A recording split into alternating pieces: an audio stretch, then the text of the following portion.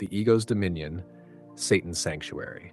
He asked, in your previous discussions, you briefly outlined several points regarding the origin of Satan, and at times attributed certain recurring human behaviors and misdeeds to his influence. We now hope you will provide a more detailed clarification of this subject. For nearly all moral conflicts arise either from unchecked desire or from the strategic misguidance and operations of Satan. Answer. To properly address this inquiry, it is first necessary to affirm, without ambiguity, the existence and reality of Satan, and then to explain why human consciousness, across civilizations and throughout history, has come to recognize and accept the presence of such a being. From the earliest stages of humanity's appearance, and particularly within divine scripture, Satan has been thoroughly introduced along with the many traps, manipulations, and subtle psychological tactics he employs. Each human being, to some degree, comes to recognize him not merely as an abstract concept, but through the destructive traits and tendencies he awakens from within the self. Indeed, this accursed one has, in one way or another, torn through the spiritual veil of every human soul. As a result, the clarity of inner certitude, the latent potential for divine recognition, and the soul's proximity to the Creator of all realms have been obscured.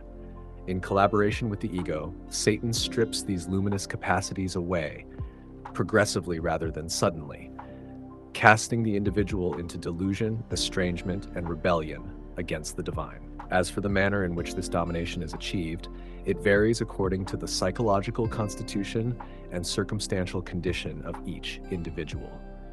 Given the vast diversity of human temperaments and external influences, no single framework can fully capture the totality of this infiltration. For this reason, further elaboration on specific mechanisms will be deferred to later sections, where they may be addressed with greater precision. In summary, Satan's ploys differ according to timing, personality, awareness, social position, and inner vulnerability. This complexity has rendered systematic classification impossible, even for those possessing deep spiritual refinement and broad social experience. Hence, the enduring warning, be vigilant, remains universally relevant for all who possess conscience and discernment. One reason this web of spiritual sabotage is so difficult to detect lies in the illusion of autonomy it creates. Those ensnared often believe their wrongful actions to be entirely self-generated.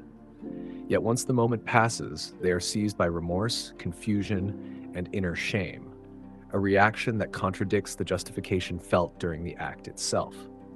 This raises a critical question. If a person fully intended to commit a prohibited act, believing it beneficial, meaningful, or even righteous, why does moral unrest emerge afterward?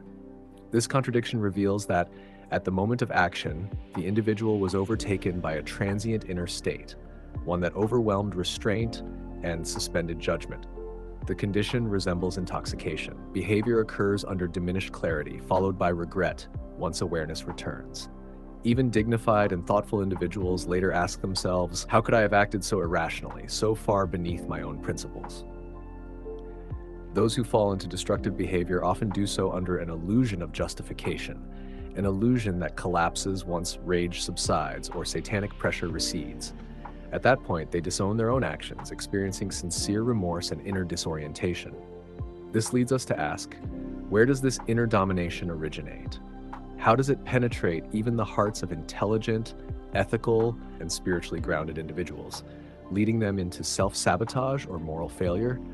Often, no external pressure exists. Yet when the decisive moment arrives, individuals act recklessly, sometimes even using their intellect to design wrongdoing, crafting justifications and strategies that later appear incomprehensible. Philosophers and thinkers have long grappled with this paradox. Many, however, approach it through surface explanations detached from spiritual realities.